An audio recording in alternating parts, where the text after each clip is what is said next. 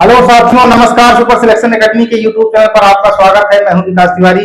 रसायन विज्ञान में आज जल जानेंगे, जल के बारे में कि जल कैसा विलयन है, किस प्रकार की कठोरता होती है इसमें तथा यह किस प्रकार के विलयन होता है, इसका पीएच मान कितना होता है, आइए जानते हैं। जल एक रंगहीन, गंधहीन तथा स्वादहीन तथा पारदर्शी तरल पदार्थ होता है। इसका पीएच मान 7 होता है। जल एक उदासीन विलयन होता है।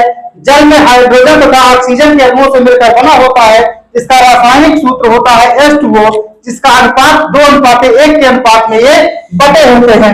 शुद्ध जल विद्युत का कुचालक होता है तथा जल का क्वथनांक 100 डिग्री सेल्सियस तथा हिमांक व गलनांक 0 डिग्री सेल्सियस होता है। जल का अधिकतम घनत्व 4 डिग्री सेल्सियस होता है। इस प्रश्न को कई बार बहुत सारी परीक्षाओं में पूछा भी गया है। जल में कोई भी पदार्थ मिला देने से जल का क्वथनांक बढ़ जाता है।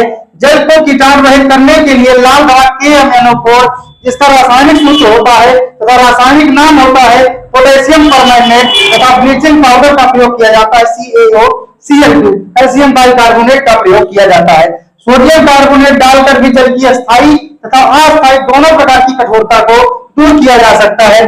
औद्योगिक क्षेत्रों में जल को शुद्ध करने के लिए अथवा उसे कीटाणु रहित करने के लिए क्लोरीन गैस का प्रवाह किया जाता है। इसका कार्य होता है कि वहां पर क्षेत्र लंबा होता है, कितने क्षेत्रों में दवाइयां डालकर जल की शुद्ध किया जा सकता है, इसलिए एक ही बार में क्लोरीन गैस प्रोवाइड करके जल का शुद्धिकरण किया जाता है।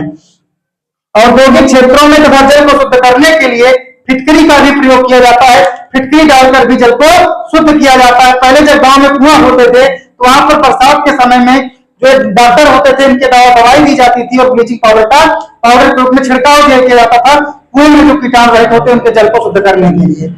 फिटकरी का सूत्र होता है K2SO4 A2SO4 का होता है into 24 H2O। जल में कठोरता 2 प्रकार की होती है, एक अस्थायी कठोरता होती है, एक अस्थायी कठोरता होती है। धन्यवाद दोस्तों।